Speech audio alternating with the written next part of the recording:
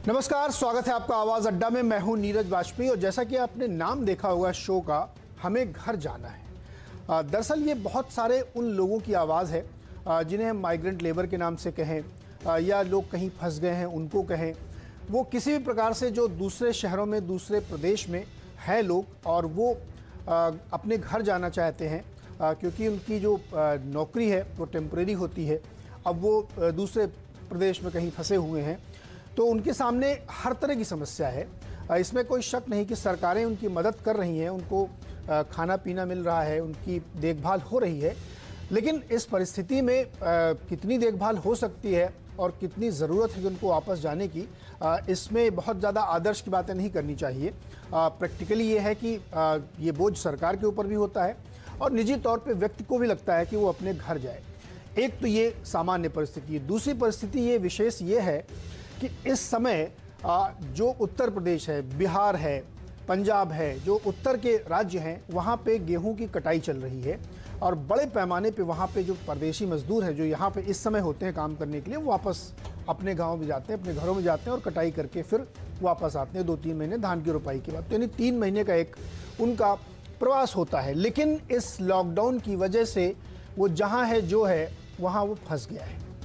अब ज़रूरी ये है कि क्या उनको वापस भेजने की व्यवस्था की जाए या वो जहाँ है वहीं फंसे रहें। अगर जहाँ हैं वहीं रह रहे हैं तो उनके सामने अलग तरीके की समस्याएं खड़ी हो रही हैं।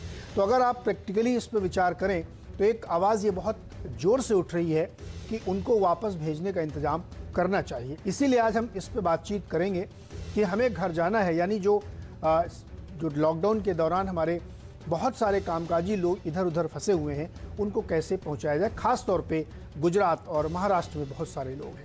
और इसी में बातचीत करने के लिए हमारे साथ हैं बीजेपी के राष्ट्रीय प्रवक्ता और सांसद सुधांशु त्रिवेदी जी, कांग्रेस के प्रवक्ता हैं चरण सिंह सापरा जी, महाराष्ट्र में सरकार है उनकी, एनसीपी के प्रवक्ता क्लाइड ट्रेस्टो हैं, ये भी महाराष्ट्र सरकार की भागीदार पार्टी है, जेडीयू के प्रवक्ता राजीव रंजन जी हैं, बिहार में वहाँ भी एक अलग परिस्थिति है क्योंकि वहाँ के मजदूर दूसरी जगहों पर फंसे हुए हैं, उनसे बातचीत करेंगे। और बिहार फाउंडेशन के चेयरमैन अभय कुमार जी हैं। बिहार फाउंडेशन का मैं थोड़ा सा जिक्र यहाँ कर दूं कि ये बहुत काम कर रहे हैं महाराष्ट्र में, मुंबई में या दूसरे और शहरों में, और इनके बीच में काफ़ी लोग ये सब काम करते हैं, इसलिए इनसे बातचीत करनी चाहिए। और साथ ही वरिष्ठ पत्रकार ओम प्रकाश तिवारी भी हैं। और देखिए, ये किस्मत कहिए, भाग्य कहिए या संयोग कहिए कि जिस समय हम ये चर्चा शुरू करने जा रहे हैं उसी समय ये खबर आ रही है कि जो फंसे हुए लोग हैं उनको अपने राज्य में लौटने की मंजूरी गृह मंत्रालय ने दी है। तो अब मैं इसका क्रेडिट नहीं लेना चाहता कि मैंने शो प्लान किया और ये खबर आ गई, लेकिन ये बड़ी खबर है कि उनको ये मंजूरी दी जा रही है और इसी पे हम बातचीत करने के लिए पूरा 1 घंटे का शो हमने प्लान किया है।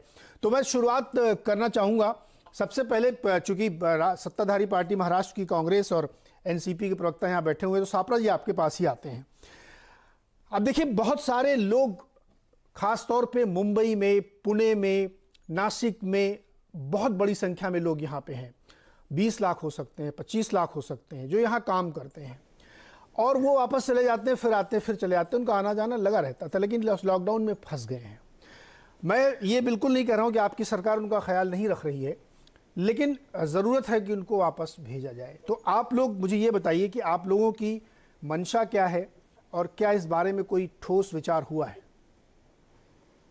देखिए, आपका कहना ठीक है कि अगर लॉकडाउन का पालन करना ये लोगों का कर्तव्य है तो लोगों की जरूरतों को भी ध्यान में रखना ये सरकारों का कर्तव्य है, फिर वो चाहे राज्य की सरकार हो चाहे केंद्र की सरकार हो। अभी आपने ये जो खबर दी है ये बहुत ही अच्छी खबर है और मैं समझता हूं कि राज्य सरकार और केंद्र सरकारों को दोनों को मिलकर के प्लान करना पड़ेगा, क्योंकि आप भौगोलिक परिस्थिति भी देखिए कि अगर महाराष्ट्र से इनको अगर उत्तर प्रदेश भेजना है तो रास्ते में और भी राज्य लगेंगे, तो इसलिए इसमें केंद्र सरकार का बहुत बड़ा रोल आ जाता है।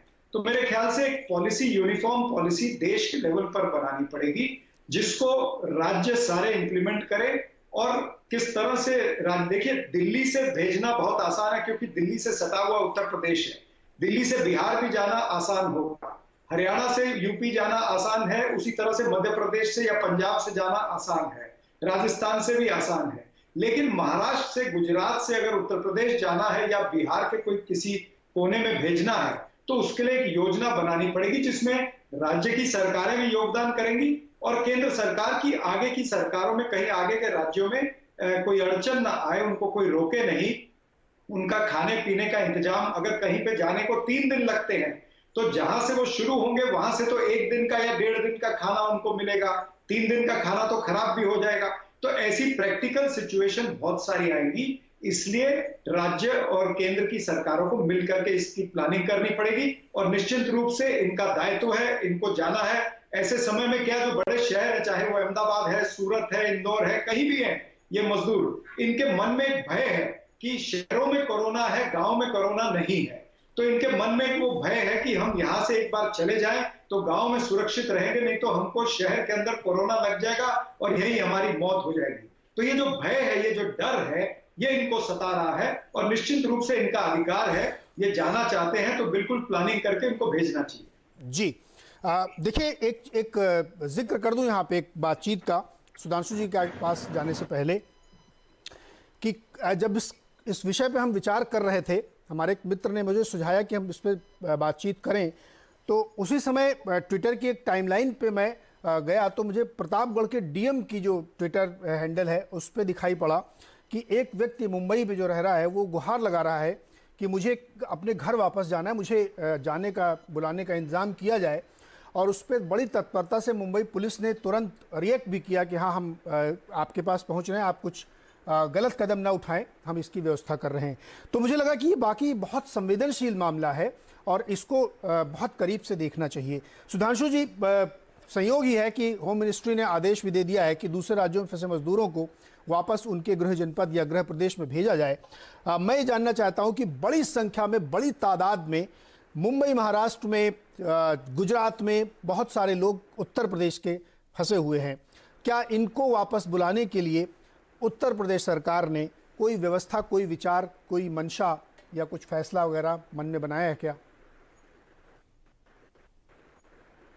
देखिए, केंद्र सरकार पूरी संवेदनशीलता और सतर्कता के साथ सारी परिस्थिति के ऊपर नजर रखे हुए है। इसलिए इस विषय पे जहां तक उत्तर प्रदेश सरकार की बात है तो मैं सिर्फ ये कहना चाहूंगा कि उत्तर प्रदेश सरकार ने, देखिए, दिल्ली से उन्होंने बुलाने के लिए, अन्य जगहों से बुलाने का लिए प्रयास किया। जैसा चरण सिंह साफरा जी ने एक बात कही कि हर राज्य की भौगोलिक परिस्थिति अलग अलग होती है, तो मुंबई से बुलाना एक अलग परिस्थिति है जिसमें 3-4 राज्य पार होंगे और वो बाई रोड बुलाने में क्या समस्याएं और क्या व्यवस्थाएं होंगी। परंतु उत्तर प्रदेश सरकार ने कोटा से अपने छात्रों को भी बुलाने की व्यवस्था की है, अन्य सीमावर्ती राज्यों से मजदूरों को भी बुलाने की व्यवस्था की है, श्रमिकों को भी बुलाने की व्यवस्था की है। आज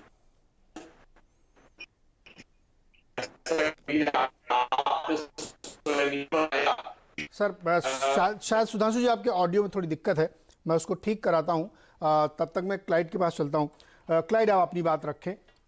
जिस तरीके की माइग्रेंट लेबर, चूँकि आप काम भी करते हैं लोगों के बीच में, और मुझे ये जानकारी है कि आप बहुत सारे लोगों की दिन रात मदद करते हैं और आपने एक ग्रुप भी बना रखा है कि कोई भी 24 घंटे किसी भी प्रकार की ज़रूरत के लिए अगर आपको संपर्क करता है तो आप उसकी मदद करते हैं। बताइए, ये समस्या कितनी गंभीर हो चुकी है? नीरज जी, देखिए, ये समस्या तो गंभीर है, आप जानते हैं, हम जानते हैं। तो जैसे आपने जिक्र किया कि हम जो लोग हैं, हमारे पार्टी के लोग हैं, हमारे सरकार के लोग हैं, अपने अपने तरीके से लोगों की सहायता कर रहे हैं, मदद कर रहे हैं। जिस तरह से आपने बताया कि मैं लोगों को जानकारी देता हूँ, 24/7 नेटवर्किंग हमारा चालू है, यह सब हम कर रहे हैं। लेकिन अभी मुद्दा आपने कैसा माइग्रेंट की बात आप कर रहे थे, अभी ये देखिए, ये सब माइग्रेंट जो है घर जाना चाहते हैं। अभी हम इन सब माइग्रेंट जो फंसे हुए हैं मुंबई में, जो जाना चाहते हैं, उनकी हम सहायता कर ही रहे। आपकी जानकारी के लिए बता दूं मैं कि 5.5 लाख से 6 लाख लोगों की हम सहायता कर रहे हैं। सुबह का नाश्ता, दोपहर का खाना, रात का खाना हमारी सरकार उन्हें दे रही है।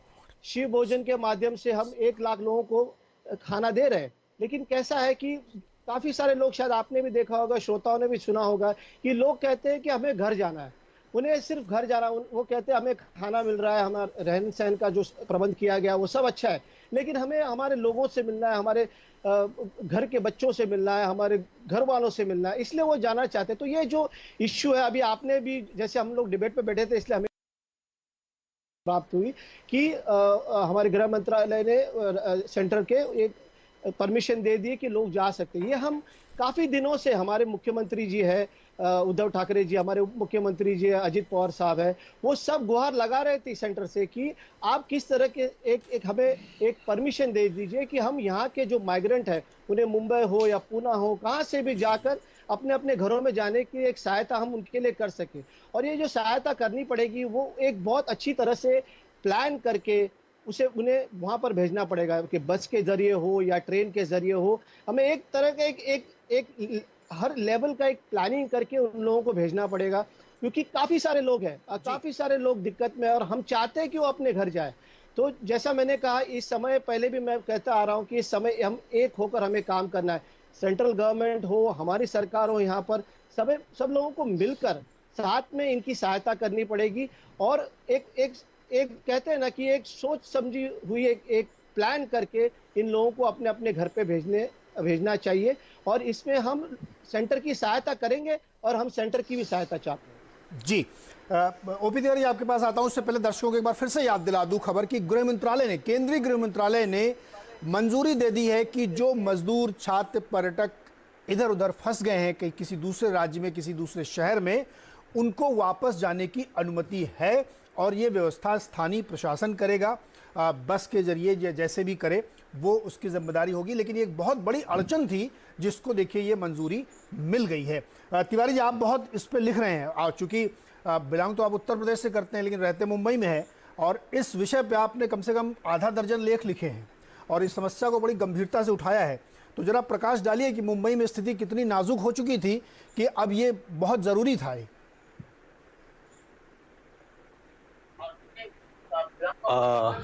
नीरज जी, अब तो चूंकि फैसला आप ही ने बताया, अभी बहुत अच्छी बात है ये कि गृह मंत्रालय ने परमिशन दे दी है कि लोगों को यहाँ से वापस अब जा सकेंगे लोग। तो अब इस पर हमको बहस करने के बजाय अब हमें रास्ता खोजने पर ये बहस को केंद्रित करना चाहिए कि कैसे भेजा जाए। उत्तर प्रदेश पहले से ही तैयार है कि हम नहीं तिवारी जी, अभी भी कुछ लोगों के मन में ये सवाल हो सकता है कि सरकार का ये फैसले की आलोचना वो कर सकते हैं कि इतनी बड़ी तादाद में, मेरी जानकारी के हिसाब से, जैसा कि आपसे बातचीत हो रही थी कि 20-22 लाख लोग हैं, कि इतनी बड़ी तादाद में लोगों को आप ट्रांजैक्ट करेंगे तो कोरोना फैलने का खतरा उतरा हो सकता है। ऐसी आलोचना भी कुछ लोग करेंगे, बेशक करेंगे। तो पहले ये एस्टेब्लिश हम कर लें कि ये फैसला क्यों जरूरी था जो सरकार ने लिया है, उसके बाद फिर हम उसके उपायों पे आएंगे। नीरज जी, हाँ, मैं उसी पे आता हूँ। नीरज जी, यहाँ मुंबई को अगर हम देखें तो मुंबई दो भागों में बटी हुई है, मुंबई मेन और मुंबई सबर्ब उपनगर। यानी मुंबई 2 कलेक्टर्स के भरोसे है। 2 कलेक्टर के भरोसे 20 लाख की आबादी अगर पड़ी हुई है उत्तर भारतीयों की, या पूरा उत्तर प्रदेश और बिहार मिला करके, उन्हें अगर उत्तर प्रदेश और बिहार के 50 कलेक्टर के भरोसे ले जाया जाए तो मैं ये मानने को तैयार नहीं हूं कि वो इसको संभाल नहीं पाएंगे।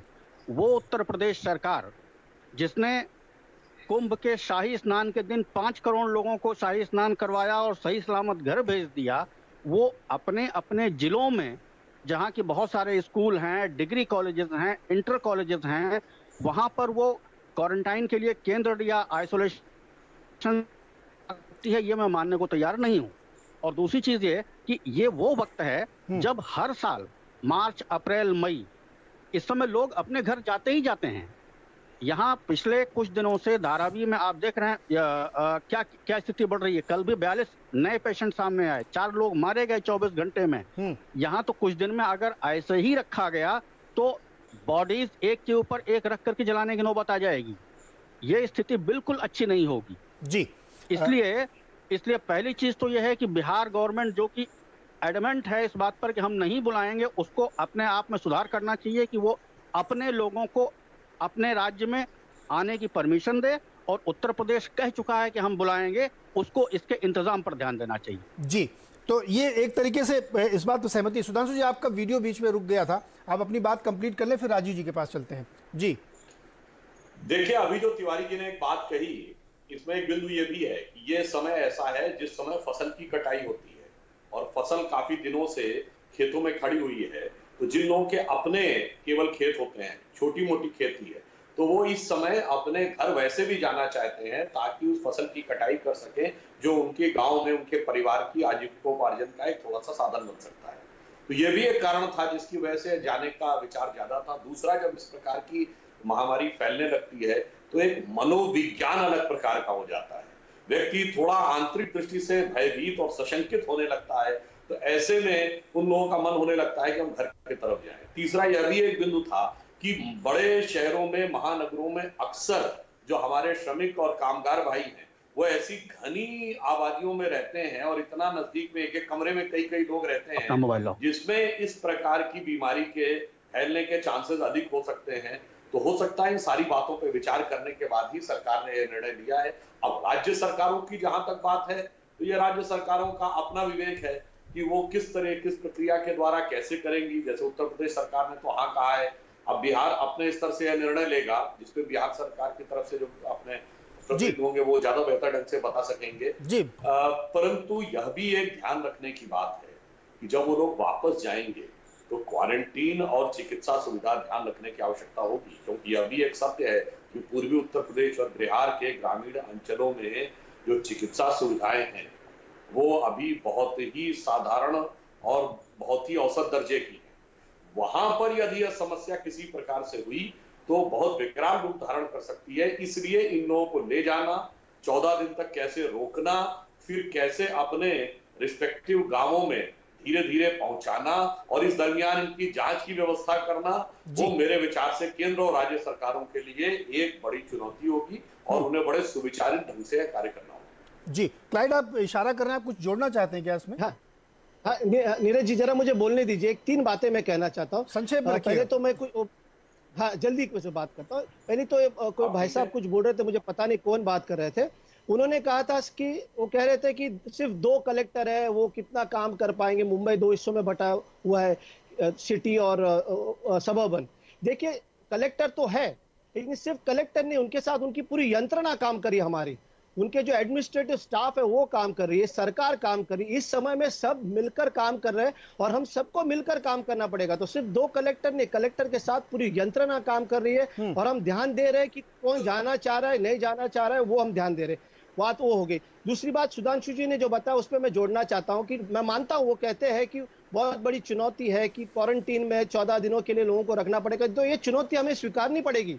लोग हमारे अपने अपने घर जाना चाह रहे हैं, तो वहां जब वो जाएंगे, अपने प्रांत में जाएंगे, तो वहां पर उन्हें क्वारंटीन, उन्हें टेस्टिंग, ये सब चीजें हमें करनी पड़ेगी और वहां के राज्य के जो लोग हैं उन्हें ये सब चीज पे ध्यान देना ही पड़ेगा और चुनौती स्वीकार करके हमें मिलकर ये करना पड़ेगा। और तीसरी बात, एक बहुत मुद्दे की बात मैं आपसे बताना चाहता हूँ कि अभी देखिए हमने 3 जोन में ये डिवाइड किए पूरे देश भर में। एक रेड जोन है, एक ऑरेंज जोन है और ग्रीन जोन है। और ये फ्लक्चुएट होते रहता है, मतलब कभी रेड ग्रीन होता है, कभी ग्रीन रेड हो जाता है या ऑरेंज हो जाता है। तो ऐसे बहुत सी जगह है महाराष्ट्र में भी जो रेड का ग्रीन हो जाएगा, ग्रीन का ऑरेंज हो जाएंगे। तो इस समय अगर जहां ग्रीन जोन होंगे और वहां लोगों को प्रावधान दिया गया है कि वहां पर जो मिल है या कोई व्यवसाय है, अगर वहां के मालिक अपने लोगों के अंदर रखकर वहां उनका खान पान का ध्यान रख के, क्वारंटीन का, सोशल डिस्टेंसिंग का अगर ध्यान रखते हैं तो उन्हें व्यवसाय शुरू करने की इजाजत दी गई है। तो शायद ऐसा भी हो सकता है कि जो माइग्रेंट्स है, जो परप्रांतीय जो है, जो जाना चाहते थे, शायद रुक जाए, वो नहीं जाने की इच्छा करे, बोला हमें यहाँ काम मिल रहा है, हम काम शुरुआत कर रहे हैं, तो हमें छोड़कर नहीं जाना। तो बहुत सारी चीजें हैं नीरज जी, हमें ये अभी चंद दिनों में, आने वाले चंद दिनों में इस चीज का एक ब्यौरा लेकर एक सामने दृश्य आ जाएगा। बिल्कुल, इसकी डिटेलिंग करते हैं। अभी इसी शो में चर्चा करेंगे कि कौन लोग होंगे, कैसे उनकी लिस्टिंग होगी और किन लोगों को वापस भेजना चाहिए। एक बड़ा प्रैक्टिकल सा अभी यहाँ पे चर्चा करते हैं। लेकिन राजीव रंजन जी, बिहार सरकार का इस पे बड़ा रिजर्वेशन रहा है अब तक। जब कोटा वाला मामला हुआ था बच्चों का, तब भी बिहार सरकार की राय ये थी कि उनको वापस नहीं लाना चाहिए, क्योंकि ट्रांजैक्शन करने से, इधर उधर आने जाने से कोरोना फैलने का खतरा है। लेकिन अब तो केंद्र सरकार ने भी कह दिया है। अब आपकी सरकार की राय क्या है? देखिए, सबसे पहले अभी आपके चैनल पर बैठने के साथ ही गवर्नमेंट ऑफ इंडिया के एडवाइजरी की जानकारी हम लोगों को मिल रही है। अब सबसे पहले तो एडवाइजरी के मसौदे को देखने के बाद राज्य सरकार निर्णय करेगी कि उसे क्या करना है। लेकिन हमारा जो स्टैंड है वो बिल्कुल दो सवालों पर था। एक, केंद्र सरकार के जो गाइडलाइंस हैं लॉकडाउन की कामयाबी सुनिश्चित करने के लिए उनका पालन किया जाए, और दूसरा, जो संक्रमण के मामले बिहार में देखे गए, लगभग 38% मामले इसमें 2 चरणों में बाहर से आए लोगों की वजह से हुए। तो कुल मिलाकर के हम जिस ऐप के जरिए अपने बिहारी प्रवासी मजदूरों को मदद पहुंचा रहे हैं, अब तक उन्होंने 25 लाख से ज़्यादा मजदूरों ने रजिस्ट्रेशन कराया है, और ये संख्या इससे ज़्यादा भी हो सकती है। तो जिस तरीके से इतने बड़े मानव बल को राज्य में लाने की एक रणनीति बनेगी, और जो रोड मैप हो सकता है वो एडवाइजरी के मसौदे को देखने के बाद ही सरकार तय करेगी। लेकिन इसमें कई ऐसे फैसले हैं जिनको निश्चित तौर पर आगे देखा जाना होगा कि जिन राज्यों से भी भेजा जाएगा उनके गृह राज्य में, उसके पहले उनकी पूरी तरह से स्क्रीनिंग और उनके स्वास्थ्य के जांच के बाद उनके खाने पीने का जो भी इंतजाम है और उनकी व्यवस्था जो लंबी अवधि में वो पहुंचेंगे उसका करने के बाद राज्य सरकार फिर इस पर बात करेगी। लेकिन इतनी बात तय है कि राज्य सरकार का रिजर्वेशन प्रधानमंत्री जी के आह्वान को जमीन पर उतारने के लिए था। आज भी हम ये मानते हैं कि जिस तरह से कोटा से बच्चे आ रहे थे और जो विजुअल्स हम लोगों ने देखे थे, उसमें शारीरिक दूरी का जो जिस तरह से कई विजुअल्स ऐसे थे जिसमें पालन पूरी तरह से नहीं हो पाया। तो ये एक खतरनाक स्थिति हो सकती है। इन तमाम बिंदुओं को स्टूडियो बहस में हम बहुत आसानी से किसी सरकार को कसौटी पर कस दे सकते हैं, लेकिन इस देश में प्रवासी मजदूरों की संख्या कई दुनिया के देशों की जो कुल आबादी है उससे ज़्यादा है, और इसीलिए ये एक बहुत ही आसान फैसला नहीं है, और इसे बहुत लोक लुभावन तरीके से किए जाने के बजाय जो यथार्थवादी दृष्टिकोण है और उसके तरीके से केंद्र और राज्य के बीच बेहतर सामंजस्य के साथ ही इसका समाधान संभव है। राजीव जी, मैं आपकी बात से सिद्धांत रूप में सहमत हूं। शुरू में ये बात कही गई थी कि प्रधानमंत्री चाहते हैं कि लोग इधर से उधर न जाए, जो जहां है वहीं रहें, लेकिन एक प्रैक्टिकलिटी भी सर होती है। देखिए, अब इस बात से इनकार हम नहीं कर सकते कि अगर बहुत बड़ी तादाद में लोग कहीं पे हैं, नहीं, मैंने ये कहा नीरज जी, इस एडवाइजरी के पहले की बात मैंने कही है। नहीं, अब तो आप सिद्धांत रूप में मान गए ना कि अब तो वापस लेंगे। जो राज्य सरकार का दृष्टिकोण था वो आपसे मैंने साझा किया। हाँ, अब इस एडवाइजरी के अध्ययन करने के बाद राज्य सरकार फिर क्या निर्णय लेगी, फिर वो आपको साझा किया जाएगा। नहीं, आई एग्रीड। मैं इसके निटिग्रिटीज पे नहीं जा रहा हूं। मैं तो सिर्फ ये कह रहा हूं कि इन प्रिंसिपल आप एग्री हैं कि अब मजदूरों को वापस अपने राज्यों पे जाना चाहिए, ले जाएंगी सरकारें उनको, या अभी भी रिजर्वेशन है कि हम सोचेंगे कि हम लाएं कि न लाएं? केंद्र सरकार की नहीं, केंद्र सरकार की एडवाइजरी है सर, आदेश नहीं है। सबसे पहली बात तो ये है कि ये एक बड़ा नीतिगत निर्णय होगा। हाँ। और चूंकि हमारी सरकार ने कहा है कि हम गाइडलाइंस के साथ हैं, तो गाइडलाइंस में अगर संशोधन होंगे तो निश्चित तौर पर राज्य सरकार विचार करेगी। ठीक, चलिए, ये तो आप अच्छी बात है कि राज्य सरकार इसमें विचार करेगी। और सुधांशु जी, एक बार मैं फिर आपके पास आता हूँ। जो पहली बार हमने आपसे जवाब लिया था तो आप बहुत कॉन्फिडेंट साउंड नहीं कर रहे थे सर कि इस एडवाइजरी के बाद यूपी सरकार, यूपी में इसलिए कह रहा हूँ क्योंकि सबसे ज़्यादा लेबर वहीं के हैं, कि यूपी सरकार को, क्या आप ये कह सकते हैं खुल के कि यूपी सरकार को वापस बुलाने की व्यवस्था करनी चाहिए? देखिए, यूपी सरकार ने अपनी मंशा प्रतिबद्धता तो व्यक्त कर ही दी थी, और यूपी सरकार ने कोटा से लाने की व्यवस्था भी की है, दिल्ली से भी लाने की बात थी। मगर एक बात जरूर है, जो राजीव रंजन जी बात कह रहे हैं उसमें थोड़ा व्यवहारिकता भी समझनी होगी जी। जैसे उत्तर प्रदेश की भौगोलिक स्थिति ऐसी है कि हरियाणा दिल्ली एकदम सीमावर्ती क्षेत्र है। हाँ। तो वहां से आप चंद घंटों में बसों के द्वारा लोगों को वहां पहुंचा सकते हैं। अब जैसे इन्होंने कहा कि बिहार से 25 लाख प्रवासी मजदूर हैं, यदि क्वारंटीन नियमों का पालन किया जाए तो 75 लाख सीटों की बसों की व्यवस्था करके लाया जा सकता है। यानी उसके हिसाब से 1.5 लाख बसें चाहिए। बात समझिए, क्या भारत में 1.5 लाख बसें हैं कि 2 या 3 दिन के अंदर लोगों को वहां पहुंचाया जा सके? यदि नहीं, तो फिर आप किस आधार पर चयन करेंगे कि किसको जल्दी ले जा रहे हैं, किसको बाद में ले जा रहे हैं? ये सारी बातें भी एक व्यवहारिकता है जो उन्होंने कही। उत्तर प्रदेश में भी एक बड़ी संख्या है। उत्तर प्रदेश से दिल्ली, हरियाणा, राजस्थान से लाना आसान होगा, इवन गुजरात से भी बहुत लंबा नहीं पड़ेगा।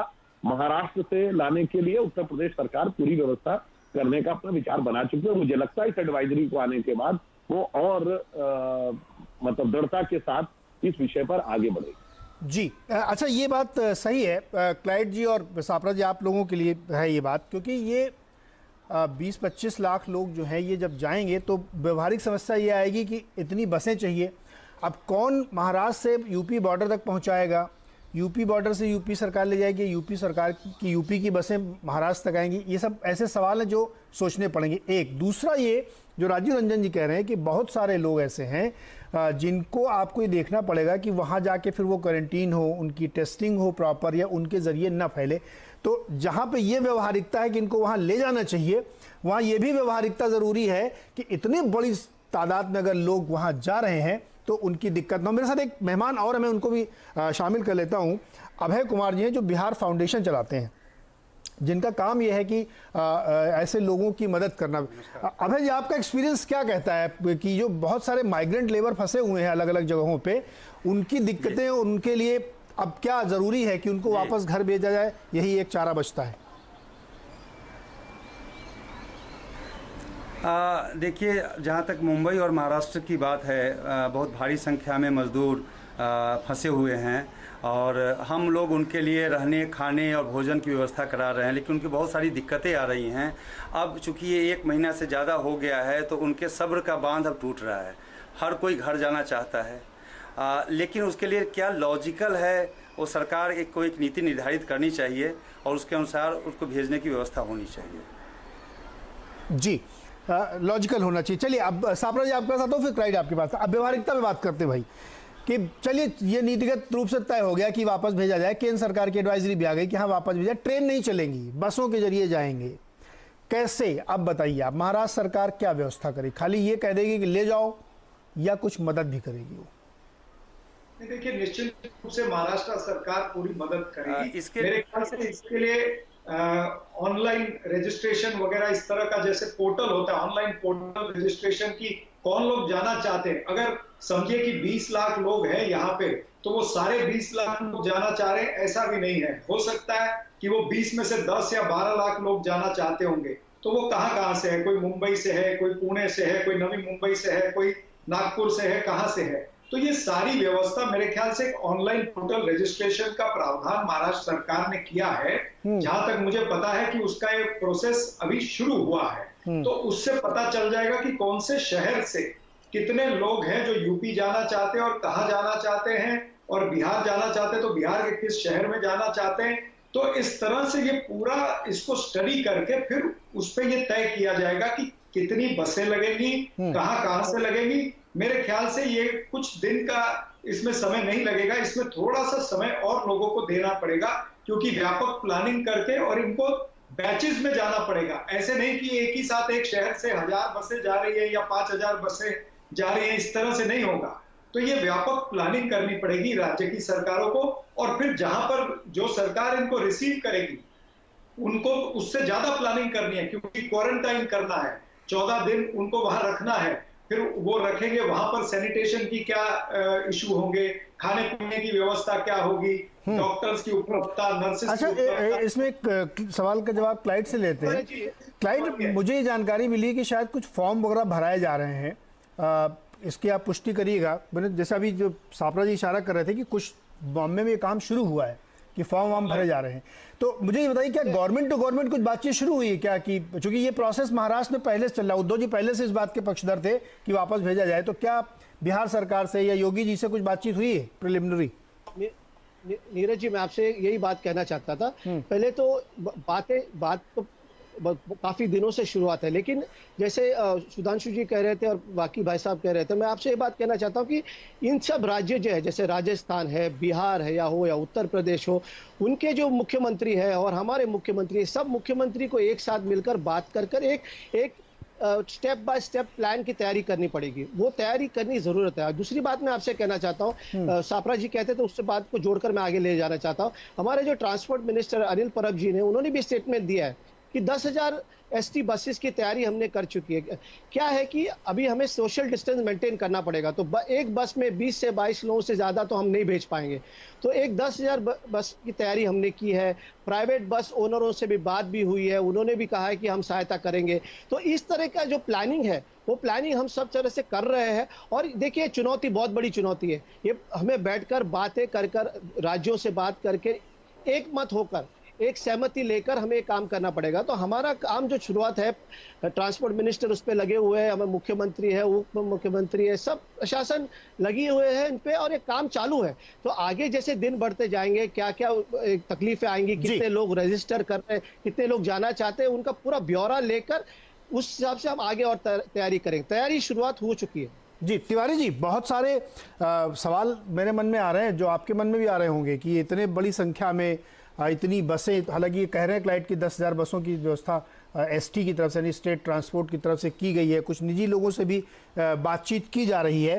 तो एक मोटा मोटा अनुमान लगाएं। इससे पहले कि मैं आपके पास आऊँ, अभय जी आपके पास आता हूँ, कोई मोटा नंबर है क्या आपके पास कि मुंबई में, पुणे में, नासिक में कितने लोग हैं, अलग अलग शहरों में कितने लोग, मुंबई में अगर बात करें तो कितने लोग हैं यहाँ पे जो आपके पास रजिस्ट्रेशन कराने की वो वापस जाना चाहते हैं? मुंबई में जी मुंबई में यदि हम उन मज़दूरों की बात करें जो फंसे हुए हैं, हमारे पास जो आंकड़े हैं उससे 8 से 10 लाख लोग बृहत्तर मुंबई में फंसे हुए हैं और ये जाना चाहते हैं घर। लेकिन इसके साथ मैं एक बात आपका ध्यान आकृष्ट करना चाहूँगा कि क्या इन सबको ले जाना पॉसिबल है, और क्या इसके साथ हमें दूसरी नीति जो एक चरणबद्ध तरीके से अर्थव्यवस्था को और उद्योगों को, फैक्ट्रियों को खोलने की भी ज़रूरत है। शायद इनमें से सारा लोग नहीं जाना चाहते हों, लेकिन आज के डेट में उनकी समस्या ये है कि न उनके पास रोज़गार है, न घर है, न उनके पास कोई दूसरी व्यवस्था है।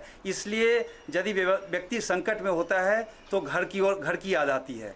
यदि शायद उद्योग धंधे चलने लगे, निर्माण कार्य शुरू हो जाए, कंस्ट्रक्शन बिल्डिंग इंडस्ट्री में जहां बहुत सारे लोग काम करते हैं शुरू हो जाए, तो इसमें से सारे बहुत से बड़ी संख्या में लोग न जाना छोड़कर काम धंधों में लग जाएंगे। तो हमें दोहरी नीति पे काम करना होगा। जो लोग जा सकते हैं उनके लिए। अभय जी, बहुत अच्छा पॉइंट आपने रखा। बिहार सरकार की, महाराष्ट्र सरकार से बात हो रही। अच्छा, ये जो 8 और 10 लाख का नंबर आप दे रहे हैं, ये बिहार और यूपी के मिला के हैं या सिर्फ बिहार के हैं? मेरे पास बिहार और झारखंड के लोगों के मिला के संख्या है। यूपी की मुझे 8 से 10 लाख लोग केवल बिहार और झारखंड के हैं?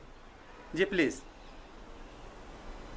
जी लेबरर्स। ओके, तो मतलब आप लगभग इतना ही और यूपी के मान लीजिए। हाँ तिवारी जी, आपका वीडियो रुक गया था। मैं आ रहा हूँ, रंजन जी आपके पास आ रहा हूँ। नीरज जी, एक मुझे एक 30 सेकंड देंगे प्लीज? जी हाँ, बोलिए क्लाइट, 30 सेकंड आपके लिए। जी मैं बोलूं? अभय जी जो बता रहे थे नीरज जी, ये बात मैंने पहले ही कही थी ऑलरेडी आपसे, कि मैंने ये बात बताई थी आपको कि क्या है, ये जोन्स है, green zone, orange zone, red zone है। नहीं तो सर, काफी सारे जोन। क्लाइट भाई, तो इसमें जोन का इशू नहीं है।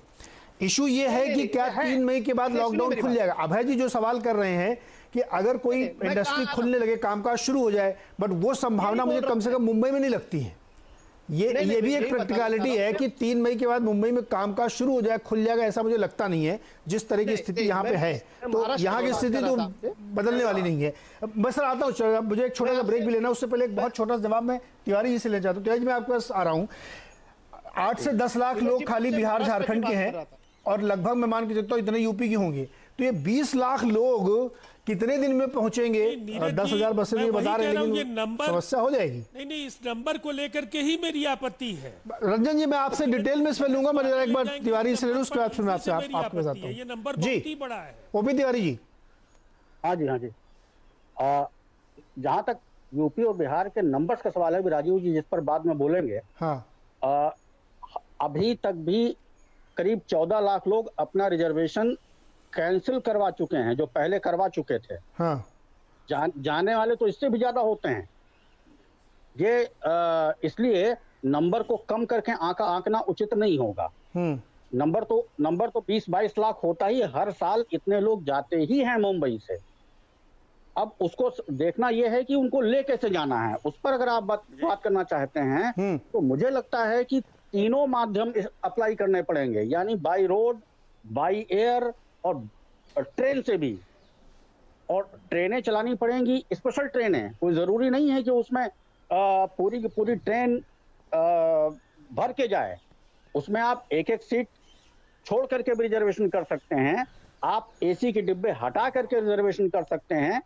आप IRCTC के पास का पूरा तंत्र है इसमें, वो इसमें रिजर्वेशन करना शुरू करे जी। और फेज वाइज एक एक दिन में 10-10 स्पेशल ट्रेनें चलाइए, बड़े आराम से 10-15 दिन में लोग पहुंच जाएंगे। कोई पहले दिन में जाने को उत्सुक नहीं है जी तिवारी जी। लेकिन यहाँ पे गाड़ी फंस गई है, गाड़ी फंस ये गई है कि जो MHA की तरफ से एडवाइजरी में देख रहा हूं इस समय तक, उसमें ये कहा गया कि ट्रेन नहीं चलेगी, फ्लाइट नहीं चलेगी, खाली बसें चल सकती हैं। तो केवल बसों के भरोसे तो भाई 20-22 लाख लोग पहुंचाने में तो महीनों लग जाएंगे। सर मैं एक छोटा सा ब्रेक लेना चाहता हूं यहाँ पे, बहुत छोटा सा ब्रेक है। ब्रेक के बाद लौट के आएंगे तो राजीव रंजन जी और सुधांशु के पास चलेंगे कि ये भी एक अलग समस्या है कि 20-22 लाख लोग केवल बसों से कैसे ढोए जाएंगे, तो बहुत समय लग जाएगा। पता लगा उतने दिन में तो नेचुरली लॉकडाउन खत्म हो जाएगा। एक छोटे से ब्रेक के बाद वापस आते हैं।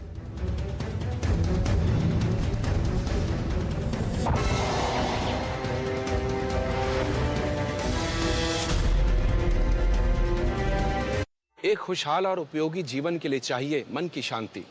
स्वागत है एक बार फिर से आपका आवाज़ अड्डा में। और आज हम बात कर रहे हैं कि हमें घर जाना है। बहुत सारे जो स्ट्रैंडेड लेबर्स हैं हमारे, उनके लिए क्या व्यवस्था हो, अपने घर कैसे पहुंचे, अपने राज्यों में कैसे पहुंचे, इसी पे बातचीत हम कर रहे हैं। और MHA की अब तक गाइडलाइन भी आ चुकी है कि जो दूसरे राज्यों में फंसे हुए मजदूर हैं वो अपने अपने गृह जनपद में जा सकते हैं और स्थानीय प्रशासन उनके जाने में उनकी मदद करे, उनकी व्यवस्था करे। मुझे ये भी जानकारी है कि शायद यूपी में कई सारी हेल्पलाइंस चल रही हैं जहां पे आप फ़ोन करके, मिस कॉल करके अपनी बात रख सकते हैं कि आप वापस आना चाहते हैं, तो फिर वह शायद एक डेटाबेस बनेगा, उसके बाद की व्यवस्था की जाएगी। राजीव रंजन जी, आपसे ब्रेक से पहले हमारी बातचीत हो रही थी कि आप कुछ कहना चाह रहे थे कि इतनी बड़ी संख्या को कैसे मैनेज किया जाएगा, बताएं सर।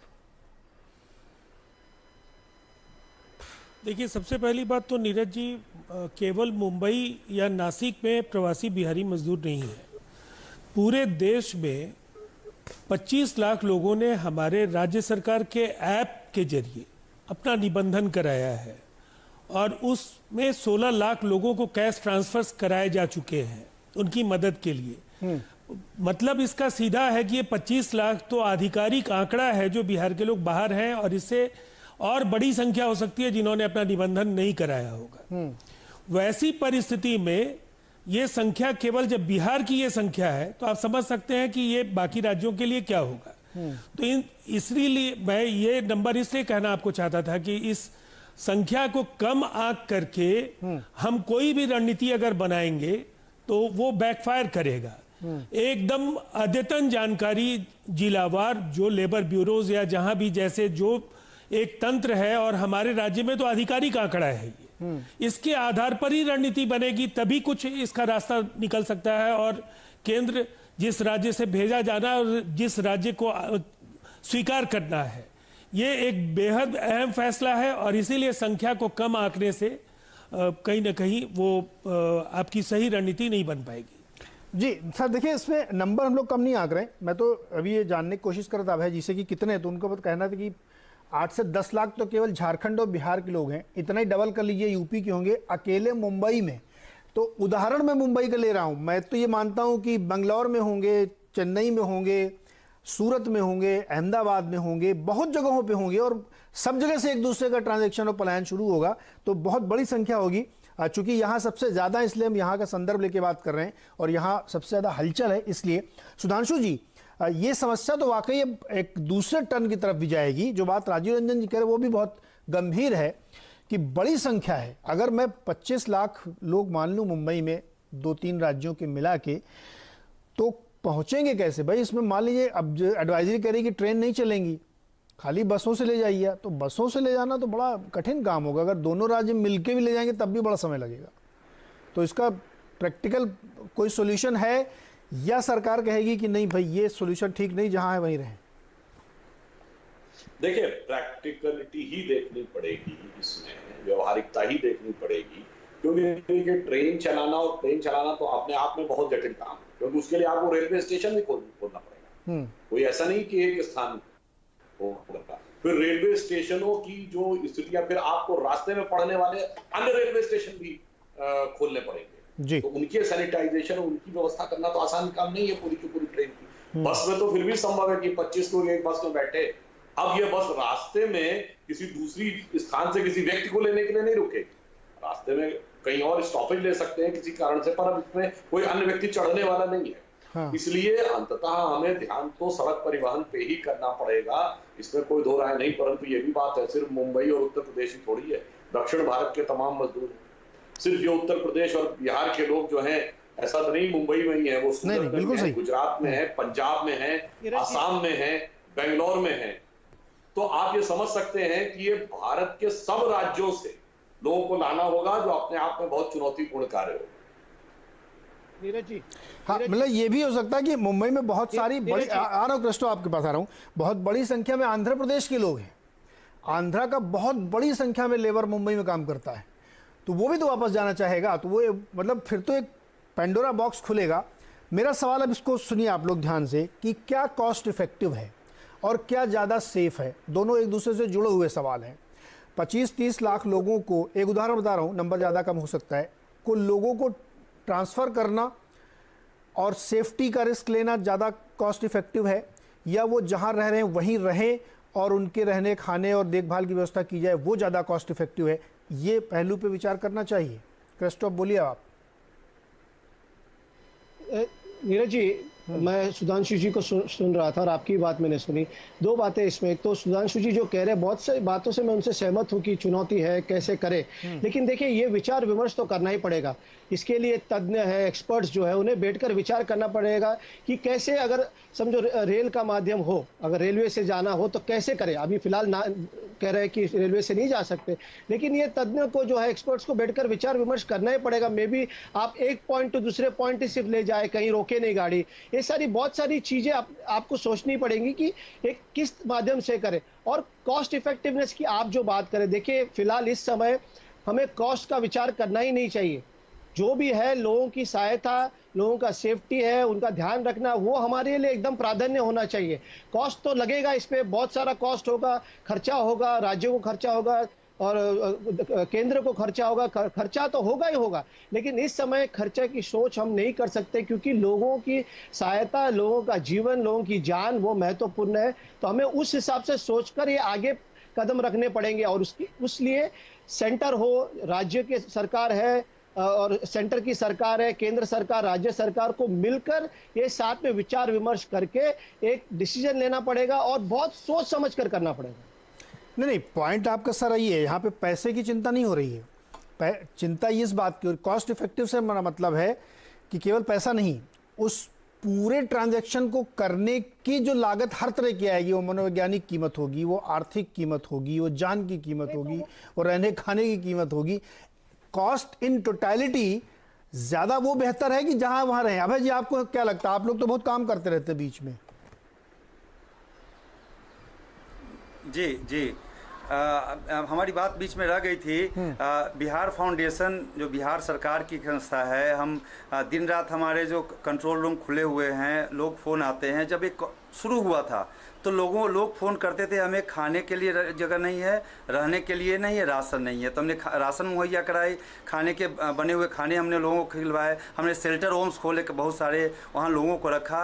लेकिन अब जैसे जैसे ये बढ़ रहा है, लोगों के अंदर एक बेचैनी बढ़ रही है। जो हमारा मजदूर वर्ग है उसके अंदर एक बेचैनी बढ़ रही है कि अब उनको लग रहा है कि कब खुलेगा, कब उद्योग धंधे होंगे, कब फिर से हमें काम मिलेगा। इस अधिक बेचैनी, जो मेरा अनुभव कहता है, मुंबई और पश्चिम भारत में काम करने का जो हमारा अनुभव है, वो ये कहता है कि मजदूर वर्ग के अंदर जो बेचैनी है, उसका मुख्य कारण उनको काम धंधे रुक जाना, जिसके कारण उनको मानसिक परेशानी हो रही है।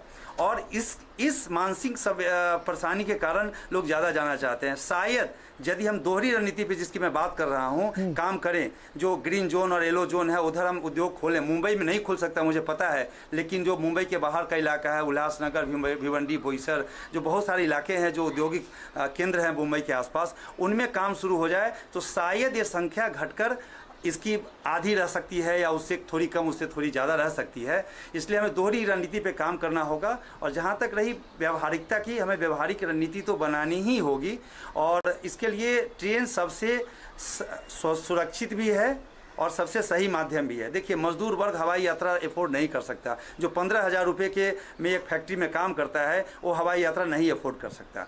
तो आप जनरल क्लास चलाएं। जनरल क्लास की जैसी बात हो रही थी अभी, 10 ट्रेनें रोज़ आप दें, यूपी के लिए 10 ट्रेन बिहार के लिए। और लोगों को सामाजिक दूरी, जो देह दूरी हमारे प्रधानमंत्री ने कहा, देह दूरी को मेंटेन करते हुए, 2 देह दूरी मेंटेन करते हुए लोगों को जो एक्चुअल जाना चाहते हैं वो जाएं। साथ ही हमें औद्योगिक गतिविधियों को पुनः शुरू करना ही पड़ेगा। जी, ये भी एक अच्छा सुझाव है। मुझे लगता है कि सरकार के लोग यहाँ बैठे हुए हैं, प्रतिनिधि हैं, तो वो इस बात को समझेंगे कि अगर आप उद्योग धंधे खुल जाएं तो शायद लोगों के अंदर थोड़ा डर कम होगा, जो अभय जी कह रहे हैं, तो कम जाएंगे। सुधांशु जी और तिवारी जी, अब मैं आप दोनों लोगों से बात करना चाहता हूँ। तिवारी जी, 2-3 पॉइंट आप रख लीजिए, क्योंकि उसके बाद में सुधांशु जी से थोड़ा सा लंबी बातचीत करूंगा। बताइए, व्यवहारिकता क्या है?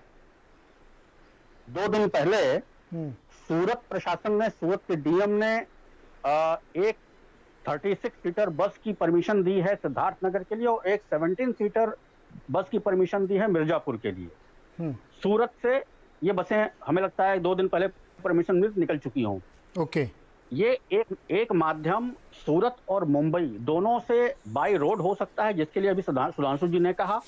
लेकिन इसके बावजूद ट्रेन सबसे बेहतर, सबसे कॉस्ट इफेक्टिव माध्यम होगा और ये करना ही पड़ेगा, आज नहीं तो कल। इसमें एक कूपे में 8 लोग बैठ सकते हैं, उसमें से 2 बर्थ जो बीच वाली होती है उसको आप रिजर्वेशन मत दीजिए। आराम से 2 गज दूरी का फॉर्मूला अपनाते हुए पूरी ट्रेन आप रिजर्व करिए। उसमें जितने रिजर्वेशन हैं उतने लोगों को ही जाने की अनुमति दीजिए। दुरंतो स्टाइल में ट्रेन चलाइए। एलटीटी से ट्रेन चले तो सीधे इलाहाबाद रुके, एलटीटी से चले तो सीधे बनारस रुके, लखनऊ रुके, गोरखपुर रुके, पटना रुके, और आगे वहां पर स्टेट रोडवेज की बसें खड़ी हों जो उनके डीएम के हवाले करने जा करके। इससे बेहतर उपाय दूसरा कोई नहीं हो सकता है। करेक्ट। तो ये भी एक तरीका हो सकता है। सुधांशु जी, आप इशारा करते पहले अपनी बात रखिए, फिर मैं सवाल भी पूछूंगा आपसे। जी देखिए, जो तिवारी जी ने कहा, उन्होंने एक सुझाव दिया है। मुझे लगता है सरकार इस जंग की समस्त संभावनाओं पर भी विचार करेगी कि क्या हो सकता है। इसमें जरूर एक व्यवहारिक बात आती है कि बस में तो हर बस में एक ड्राइवर और एक कंडक्टर होता है, और वह या एक सुरक्षा कर्मी या एक स्वास्थ्य कर्मी बैठाना जा सकता है जो इस बात पे ध्यान भी रखे कि कोई आपस में एक दूसरे के नजदीक ना आए। ट्रेन में क्या हर डब्बे में ऐसा व्यक्ति रहेगा? अन्यथा इतनी लंबी यात्रा में लोग अपने आप एक दूसरे के नजदीक बैठे, तो वो सारी बातें देखनी पड़ेगी, क्योंकि आपके साथ के लोगों का सभी का सुझाव ये आ रहा है। पर मेरा ध्यान एक दूसरी तरफ जा रहा है। नीरज, आप बिजनेस चैनल हैं, जैसा अभय जी ने कहा कि यदि बिजनेस एक्टिविटीज थोड़ी सीमित मात्रा में भी शुरू हुई तो इसमें से एक बड़ा तबका रुक सकता है। मैं दूसरी बात कह रहा हूं, यदि ये सब लोग वापस आ गए, या मान लें कि हम मेजॉरिटी वापस आ गए, उसके बाद जब भी कभी लॉकडाउन खुलेगा तो जानते हैं क्या स्थिति होगी? वो वापस जाने की मना स्थिति में नहीं होंगे। महीनों तक, हो सकता है 6, 7, 8 महीने तक उनका मनोविज्ञान ऐसा बन जाए, आशंका और सशंकित होकर कि वो वापस अपने कार्यस्थल पे जाने को तैयार ना हो। तब देश में अर्थव्यवस्था के लिए एक बड़ी चुनौती होगी कि एक तरफ जहां पर उद्योग है वहां श्रमिक नहीं है, जहां श्रमिक है वहां उद्योग नहीं है। और अभी तक हम जिस मॉडल पर काम करते चले आए हैं, मुझे लगता है उस मॉडल पर भी पुनर्विचार करने की आवश्यकता भविष्य में आर्थिक तंत्र को होने पर मजबूर करना पड़ेगा। आप अंतर्राष्ट्रीय स्तर पर भी देखिए, चाइना का सारा राइज इसलिए हुआ कि उसने सस्ता श्रम उपलब्ध कराया और तमाम अमेरिकी कंपनियां वहां चली गई, और यहां तक कि वो अपना R&D भी उधर वहां आउटसोर्स करने लगे। और आज अब अमेरिका को लग रहा है कि एक समस्या हो गई। तो मेरा विचार है कि भविष्य का अर्थतंत्र अब ये होगा कि किसी भी उद्योग को R&D यानी research and development, admin and HR, marketing, sales and finance और प्रोडक्शन, इन सब चीजों का एक समेकित विचार करना पड़ेगा। सुधांशु जी, ये जो समस्या हो रही है ना, ये 1-2 साल तक दिमाग पर प्रभाव रखती है। सुधांशु जी, आपने जो बात कही है ना, दरअसल ये बहुत, मैं आ रहा हूँ कृष्ण, जा रहा हूँ मैं, एक मिनट रुकी ना, ये बहुत इंपॉर्टेंट बात है। आप चूंकि बहुत दिन बाद हमारा इस तरह वाले शो में आ रहे हैं, इस बात पे हमने एक आध बार चर्चा छेड़ी है। जो बात आप कह रहे हैं ना कि 2 महीने 4 महीने लगे, मुझे लगता हो सकता आए ही ना वो। मुंबई में 15,000 रुपए की नौकरी के लिए वो यहाँ पे अपने जान का जोखिम लेने क्यों आएगा? यहाँ उसको कौन सा बड़े ठाट बाट की नौकरियां चल रही हैं? वो इतने से थोड़ा कम पैसे अगर अपने राज्य में, अपने शहर में कमा लेगा तो वो अपनी ज़िंदगी वहाँ चला लेगा। मेरी चिंता ये भी है कि पूरा बिजनेस पैराडाइम शिफ्ट हो रहा है और इसको जो लोग समझ रहे हैं वो आगे देखिएगा। आप उदाहरण के बानगी के तौर पर बता दे रहा हूँ, माइंडसेट कैसे बदल रहा है। टीसीएस की खबर आप लोगों ने पढ़ी होगी, वो कह रहे हैं कि 3 साल में 75% लोग मैं घर से काम कराऊंगा, केवल 25% लोग मेरे ऑफिस में काम करेंगे। इसका असर क्या होगा कि सस्ते लोग आपको मिलेंगे, अपने घरों से काम करेंगे और टीसीएस में काम करने वाले लड़के को चेन्नई, बेंगलोर या मुंबई में रहने की जरूरत नहीं है। वो अपने अमेठी में और भागलपुर में रह के काम करेगा, वर्क फ्रॉम होम होगा वो, क्योंकि ब्रॉडबैंड अब सब जगह अवेलेबल है। तो ये जो बड़ा बिजनेस चेंज हो रहा है, सुधांशु जी आपने बहुत सही पकड़ा है। मैं इस पर पूरा एक दिन आवाज अड्डा करूंगा। छुटपुट टुकड़ों में मैंने बहुत बातचीत की है, लेकिन वास्तव में ये पैराडाइम शिफ्ट होने वाला है और इससे रियल एस्टेट के प्राइसेस क्रैश करेंगे। कमर्शियल रियल एस्टेट के ऑफिसेस की जरूरत ही नहीं होगी, लोग घर से काम करेंगे। क्रिस्टो आप बोलिए, आप कुछ कहना चाह रहे थे। नीरज जी, आप जो कह रहे हैं बहुत सारी बातों में सत्य है, मैं मानता हूं उसको। सुधांशु जी भी कुछ कह रहे हैं वो सत्य है उसमें, लेकिन एक बात आप ध्यान में रखिए। सुधांशु जी शायद संकोच दर्शा रहे, क्यों दर्शा रहे मुझे पता नहीं, वो समय अकाल ही बताएगा। लेकिन मेरा आपसे एक ही कहना है कि आप भविष्य की बात कर रहे हैं, ठीक है कि भविष्य में शायद लोग अपने घर जाकर फिर से लौटेंगे नहीं, लेकिन वर्तमान का क्या? नहीं, वर्तमान की स्थिति ये है, नहीं सुन लीजिए मेरी बात सुन लीजिए प्लीज नीरज जी, मेरी बात सुन लीजिए। वर्तमान की स्थिति क्या है? उनकी मनस्थिति ये है कि उन्हें घर जाना है। वर्तमान की स्थिति ये है, तो हमें वर्तमान पे काम करना पड़ेगा। वर्तमान पे काम करने के बाद आर्थिक मंदी तो आने वाली है, आर्थिक स्थिति में बहुत तकलीफें हैं, कोई उसमें दो राय नहीं है, लेकिन वर्तमान में जो चल रहा है वो वर्तमान का ध्यान रख के फिर भविष्य को प्लानिंग करना पड़ेगा। अरे कृष्णो जी, भविष्य की प्लानिंग करें तो वर्तमान की क्या बात? आप देखिए ना, आप खुद बोल रहे थे ना कि वर्तमान में उनकी मनस्थिति क्या है। क्लाइड कृष्णो जी, अरे बात तो सुनिए, आप बात सुनिए। यहाँ पे ना तो मेरा मंतव्य है ना सुधांशु जी का है कि इस समय जो चल रहा है उसको हम एड्रेस नहीं कर रहे हैं। हम तो ये कह रहे हैं कि आज की समस्या तो हमें हल करनी ही है, इसके रिपरकशंस क्या हो सकते हैं, इसके फॉलोआउट्स और आगे क्या होंगे, हम लोग उसकी बात कर रहे हैं। आज की समस्या तो हल करनी है, बस चलाइए, ट्रेन चलाइए या कैसे भी करके उनको घर पहुंचाइए, इसमें तो कोई शक नहीं हो। तो हम लोग इसीलिए मैं घंटे की चर्चा कर रहे हैं। अच्छा, समय बिल्कुल मेरे पास समय कम है, 30 सेकंड में अपने 2 और मेहमानों को देना चाहता हूँ। सापरा जी बहुत देर से बातचीत नहीं कर पा रहे, सापरा जी अपनी बात रखिए, उसके बाद फिर मैं आगे जाता हूँ। सापरा जी, मैं यही चाहता था, जैसे अभय कुमार जी ने कहा है कि लॉकडाउन का एक एग्जिट प्लान सरकारों को अभी तैयार कर लेना चाहिए। हाँ। और मुंबई के इर्द गिर्द जैसे एमएमआर रीजन है जहां पर बहुत सारी इंडस्ट्री है। हाँ। और वो तकरीबन ग्रीन जोन है या ऑरेंज जोन है, वहां पर बहुत ज्यादा रेड जोन नहीं है। हाँ। तो ऐसे इलाकों में जैसे एग्जिट प्लान बनता है और उसको अगर केंद्र सरकार मंजूरी देती है तो मेरे ख्याल से ये जो समस्या हम आज गिन रहे हैं 20 लाख 25 लाख जो यहाँ पर माइग्रेंट वर्कर है, ये समस्या बिल्कुल 50% पर आ जाएगी। लोग यहीं पर रहकर के अपना काम धंधा, क्योंकि कोई भी कंटिन्यूटी नहीं छोड़ना चाहेगा। करेक्ट। ऐसे लोग होंगे कि जो कंटिन्यूटी छोड़ना चाहेंगे, लेकिन अधिकतर लोग ये हैं कि जिनकी नौकरियां यहाँ पर लगी और सब 15,000 वाले नहीं है, इसमें से 25,000 वाले भी हैं, इसमें 40,000 वाले भी है जो जाना चाहते हैं। तो वो 40,000 वाले को गांव के अंदर 40,000 की नौकरी नहीं मिलेगी, तो फिर लौट के आएगा। तो ये समस्या जो है इसमें कई सारी वैरायटी है। नहीं सापरा जी, मैं कह रहा हूं कि जो बात यहाँ कही जा रही है उसका आप लोग थोड़ा सा मतलब गलत अर्थ निकाल रहे हैं। यहाँ ये नहीं कहा जा रहा है कि मुंबई खाली हो जाएगी, यहाँ सब लोग भाग जाएंगे, ऐसा कुछ नहीं है, सब वही होगा। लेकिन उस सिरे को पकड़ना जरूरी है सर। ये जो चेंज हो रहा है ना, ये बहुत गहरा असर डाल रहा है लोगों के दिमाग में। और जो बात आप कह रहे हैं 40,000 कमाने वाली बात, सर एवरेज लोग इतना नहीं कमा रहे, बहुत कम पैसे मुंबई में कमा रहे हैं लोग। और वो किस स्थिति में रहते हैं धारावी में, ये हमसे आपसे छिपा नहीं है। उसकी कीमत उनकी जान नहीं हो सकती है। आप बात समझने की कोशिश करिएगा। अच्छा, समय मेरा पास बिल्कुल खत्म हो गया है। मैं तिवारी जी को 30 सेकंड देना चाहता हूं। तिवारी जी 30 सेकंड से 1 सेकंड ऊपर नहीं सर।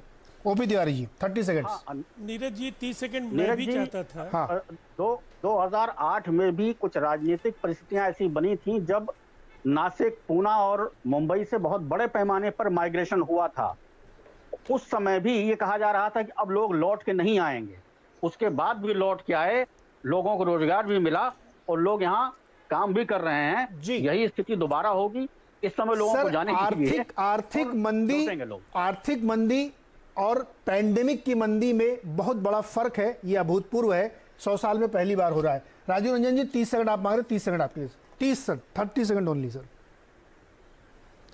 देखिए अभी तो काफ़ी उपयोगी और मैंने लंबे समय के बाद एक बेहद विचारोत्तेजक बहस में हिस्सा लिया जी। मैं एक बात जरूर कहना चाहूँगा, बिहार फाउंडेशन ने शानदार काम किया है। सबसे पहले तो अभय कुमार जी बधाई के पात्र हैं। जी। एक बात जो सूरत के 4 दिनों के बहस में 4 दिनों के आंदोलन में जो दिखी, दिहाड़ी मजदूरों ने कहा उन्हें वेतन का भुगतान नहीं हो पा रहा है, उनका जो बकाया है उसका भुगतान हो जाए।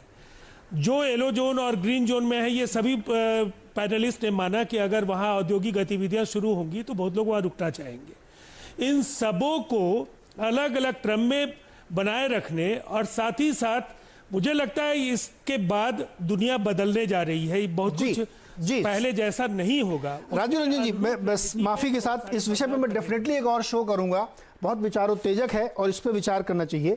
मेरा सबमिशन सिर्फ इतना है, मेरी समझ इतनी कहती है कि इस वक्त का जो बदलाव है सर, वो टेक्नोलॉजी का बदलाव है। इस टेक्नोलॉजी ने हमारी आपकी जिंदगी को बदल के रख दिया है। जो लोग अभी भी नहीं समझ रहे इस बात को, वो बाद में पछताएंगे। और उसमें इस तरीके की जो घटनाएं हो जाती है, पैंडेमिक, जहां पे आपकी जान का ही रिस्क हो जाता है, वहां पे आपका माइंडसेट चेंज होता है। इसीलिए मैं कह रहा था कि बिजनेस पैराडाइम शिफ्ट होने वाला है। बहरहाल इस पर हम लोग फिर कभी चर्चा करेंगे। तात्कालिक समस्या तो ये है कि जो हमारे फंसे हुए मजदूर हैं उनकी मदद की जाए, उनको उनके गृह राज्य पहुंचाया जाए। आप सबका बहुत बहुत शुक्रिया इस चर्चा में जुड़ने के लिए, बहुत बहुत धन्यवाद। देखते रहिए CNBC आवाज़।